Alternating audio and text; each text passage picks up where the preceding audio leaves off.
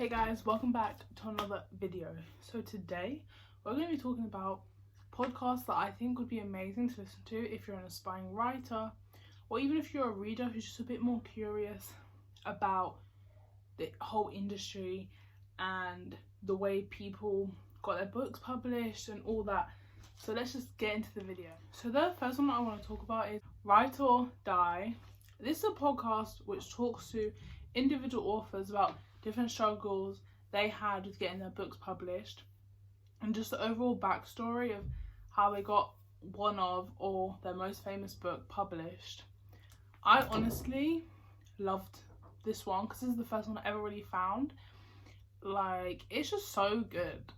It's like a lot, very conversational, so you kind of feel like you're there and it's not very formal necessarily, and I think it gives you a greater look into how it's possible for anyone to really become a writer if that's what they want and that's what they want to do. You just got to chase it, and there will be obstacles like there is with anything, but if you're willing to get over those hurdles, then you will end up with a really good book eventually that will get published. The next one is 88 Cups of Tea. This kind of covers all different aspects of the whole industry, the publishing industry. For example, it talks to agents, it talks to publicists, it talks to writers, and it just kind of explores different viewpoints, I guess. Obviously if you're a writer, you're going to see different parts of the publishing industry than if you're an editor, and it kind of shows you all of that, so you kind of have a greater understanding of the behind scenes. And I think that's why this is good for writers as well as readers, because it's nice to see how your book that you hold in your hand, for example like this, came together and came to be. So that one's a really good one. That's one I found a lot more recently, but I've generally really enjoyed listening to the episodes. The next one is the Literatic. I can't speak today, oh my god. The next one is the Literatic House. We're just going to go with that. I'll put it in the description because I can't pronounce to save my life. This focuses more on children's books and how they got published. It talks to everyone. It focuses more on a book than a person. So it will have a book, a children's book, and it will talk to the editor, the agent, the writer, to build up a whole picture.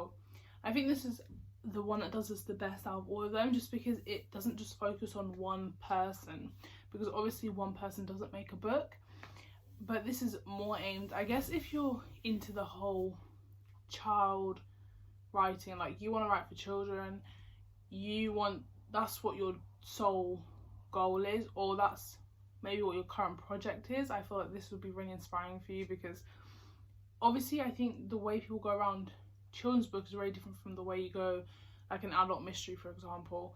So it's very centered, and I think you'll find it really useful.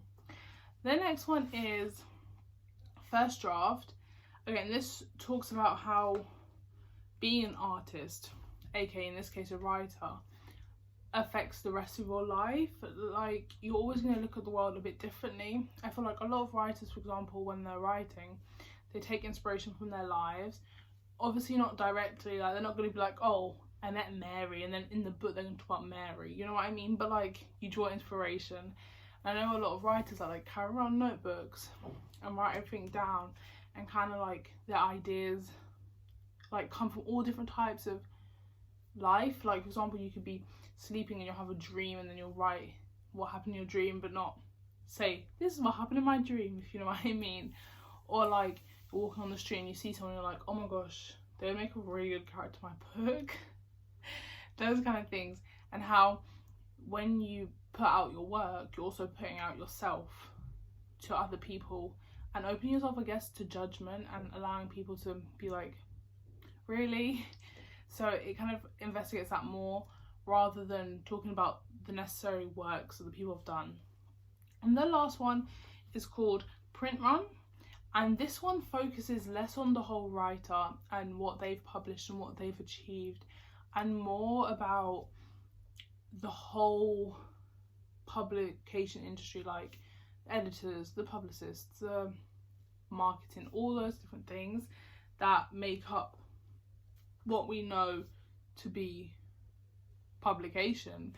Basically, all the controversies, all the things that we don't really ever talk about because we're so wrapped up in the actual stories we're reading that we don't look into the deeper things behind those big houses that we all just love because of what they produce. Yeah, and those are the 5 podcasts that I think if you're a writer you'd really enjoy listening to, or a reader, or just someone that's interested in this kind of thing. Because I think as much as some people don't write, they do read, and some people read but don't write, and some people don't read or write but find this kind of stuff interesting. So if you're interested, comment down below which one you would love to listen to and why. Remember to give this video a thumbs up and subscribe, and I'll see you in my next video. Bye!